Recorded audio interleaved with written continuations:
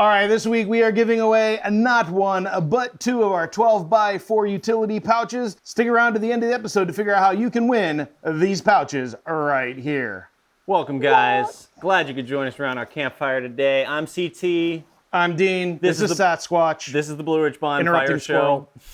Interrupting Squirrel!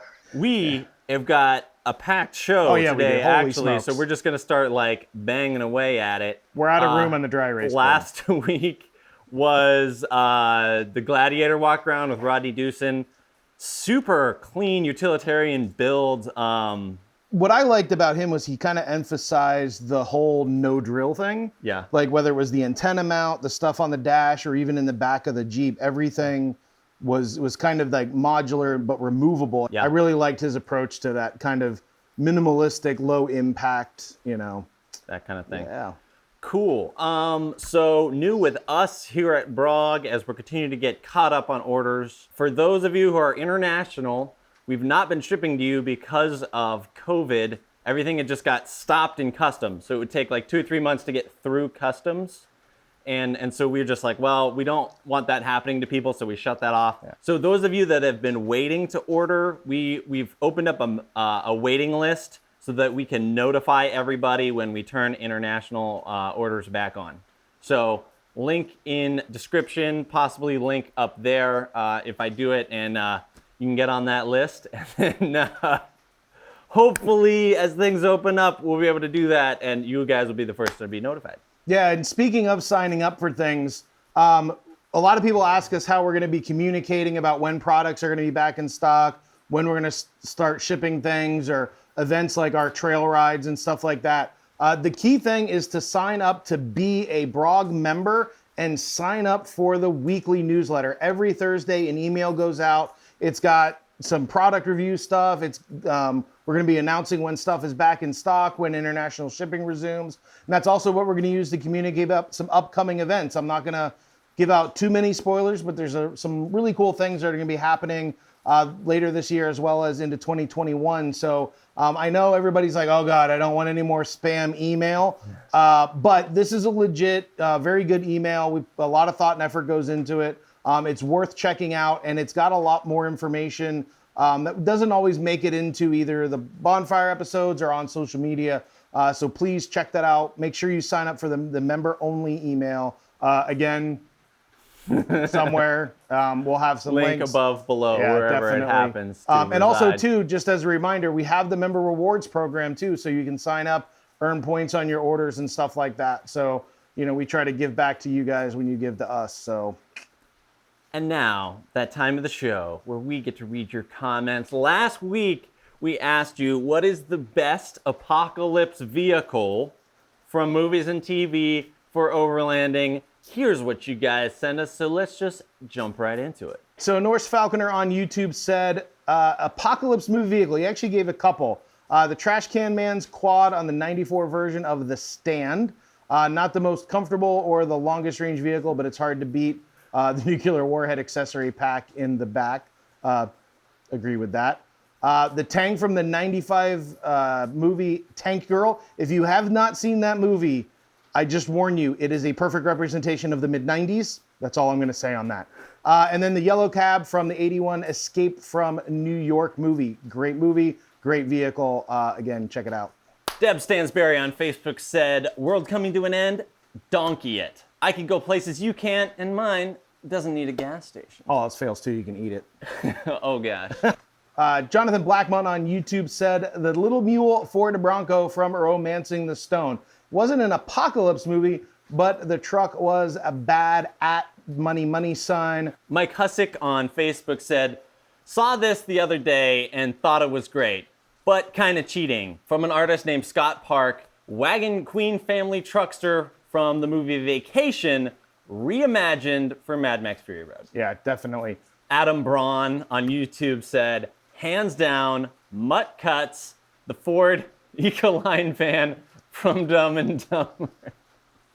If that's what the Apocolypse is going to be, I'm out. I'm just gonna end it. I'm just like, bring it on, man. Like, just imagine Fury Road, and then like the vehicles part, and out comes that van, the ears flopping.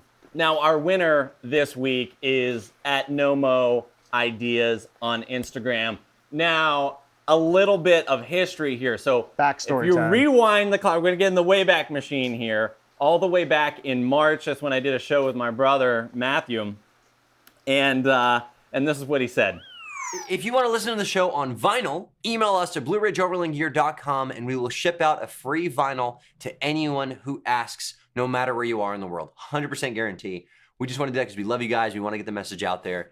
If you want this on vinyl, email us. So we looked, and there was only one of you that actually took us up on it and asked for the vinyl record copy of the show. And while I didn't have a vinyl record copy of the show, I mean, I had to do something. So all I really wanted to do was have some fun and rickroll this guy. So went on eBay, found a single EP of Never Gonna Give You Up, and I mailed it to him.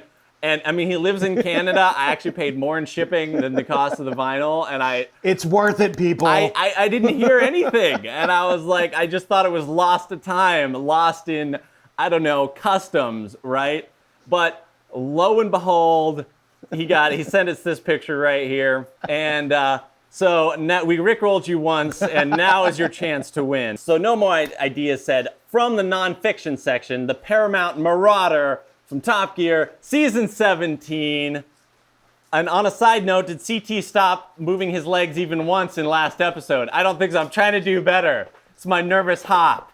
Dude, the Marauder from Top Gear. This was actually the thing that popped into my head when we came up with this idea, so props, man. Absolutely genius. You win the soft shackle. Send us your info. We'll get that sent your way. Actually, I think I already have it because we already sent you. It might take we a already little while to get rickrolled there. you, man. So guys, we've got a giveaway for you this week. 2 pouches to organize yo shit, whether you have, I don't know, an off-road vehicle or motorcycle, whatever you got. They These work great in- pouches will make your gear better. Bags, camera gear, computer gear, You name it. toiletries. So something special happened in your life last week. What happened?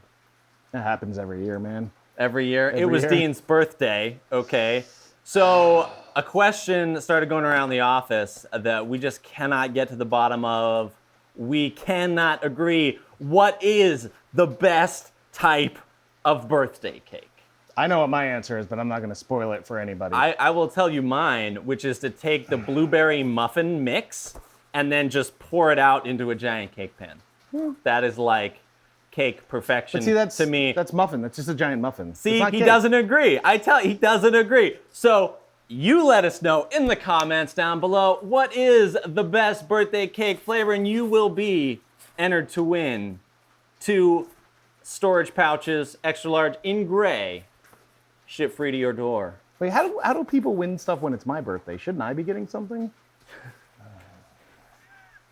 This is the price of fame, I guess, Dean. Well, what do we have coming up next? What's coming up on Thursday? So next week, we've got a video on trail etiquette. This is something that you guys asked for. We're gonna make a whole series. We're gonna do a bit on sort of the mindset, traveling in convoys, campsite etiquette, and some other things. So Dean, I want to ask you one question from the first one, which is, when you come up to obstacles, you should ride over them, not around them. Why is that? Yeah, so one of the big trail etiquette things is what he's saying is you want to drive over the obstacles, not around them. And the reason being is what happens is the trail just kind of gets progressively wider and wider and wider.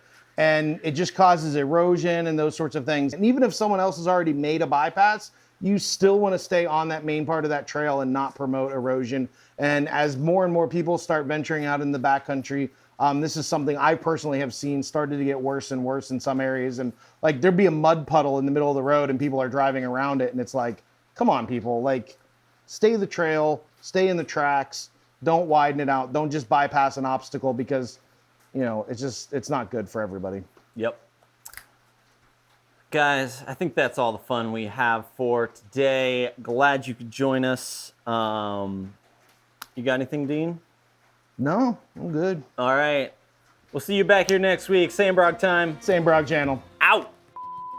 You suddenly got taller than Because me. I went from being slouched back to sitting up Here's what you guys send us, so let's just jump right into it. We have no teleprompter. I know. I was just gonna set it up good.